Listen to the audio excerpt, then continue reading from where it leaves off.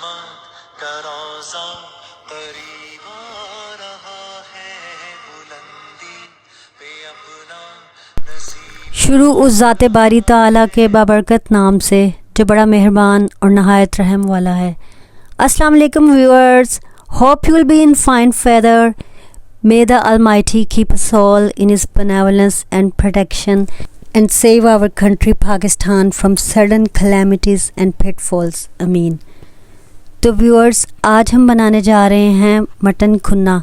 खुन्ना beef का भी बनाया जा सकता है, मगर मटन में इसका सही फ्लेवर आता है और हड्डी वाले गोश्त में इसका सही फ्लेवर आता है। कुन्ना और निहारी बहन भाई हैं, दोनों के लिए आप रान या पुट का गोश्त ले सकते हैं। इसकी बड़ी बड़ी बोटियां करवा लें और इसको डिनर्स वगैरह पे बनाएं। ये बहुत रिच और ऑपुलेंट डिश लगती है और इसको लोग मिट्टी की हांडी में भी बनाते हैं। मैं इस वक्त इसको प्रेशर कुकर में बना रही हूँ।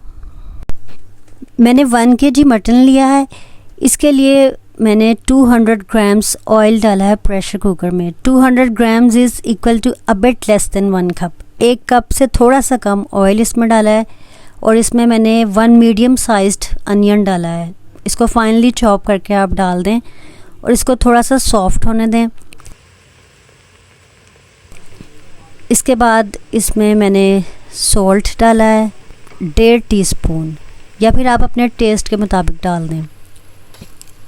इसके बाद इसमें मैंने गार्लिक और जिंजर पेस्ट डाल दी है। अब मैं इसको थोड़ा सा सौटे करूँगी। इसके बाद मैं इसमें मटन डाल दूँगी। अब मटन डालकर इसको थोड़ा सा मैंने भूनना है। इसका ये देखें आप, इसका साइज़, ये बड़ी बड़ी बोटियाँ हैं, इस तरह की बोटियाँ आपने लेनी है। और जब ये थोड़ा सा भुन जाए तो फिर आप इसमें रेड चिली पाउडर डाल दें 4 टीस्पून्स। इसके बाद आप इसमें खुश्क धनिया डाल दें 2 टीस्पून्स। हल्दी पाउडर इसमें जाएगा 1/2 टीस्पून और क्रश्ड वाइट क्यूमिन, सफ़ेद ज़ीरा क्रश किया हुआ, इसमें जाएगा 1/2 टीस्पून और होल ब्लैक क्यूमिन, काला ज़ीरा आपने साबुत डालना है 1/2 टीस्पून, जो कि कुन्ने की असल पहचान है, काला ज़ीरा। इसके बाद आप इसको थोड़ा सा और भून लें। जब ये भून जाए और ऑयल छोड़ने लगे तो इसमें आप थोड़ा सा पानी ऐड कर दें। I am adding 4 to 5 glasses of water in it. मैंने इसमें 4 से 5 गिलास पानी डाल दिया है और अब मैंने इसको प्रेशर दे दिया है और जब ये गोश्त टेंडर हो जाएगा तो मैं इसका लिड ऑफ कर दूंगी। कुन्ने के एंड पे मैंने इसकी ग्रेवी को थिक करने के लिए इसमें मैदा या आटा डालना है, तो मैं इसमें भुना हुआ आटा डालूंगी। अब मैं आपको बताती हूँ कि इसको मैंने कैसे भुनना है। एक खुश्क तवा लें जिस पर ना ऑयल ना पानी हो। इस पर आप आटा डालकर इसको ऐसे हल्के हल्के से हिलाएं और ये भुनना शुरू हो जाएगा। इसका कलर ब्राउन हो जाएगा और इसकी अच्छी सी खुशबू भी आने लगेगी।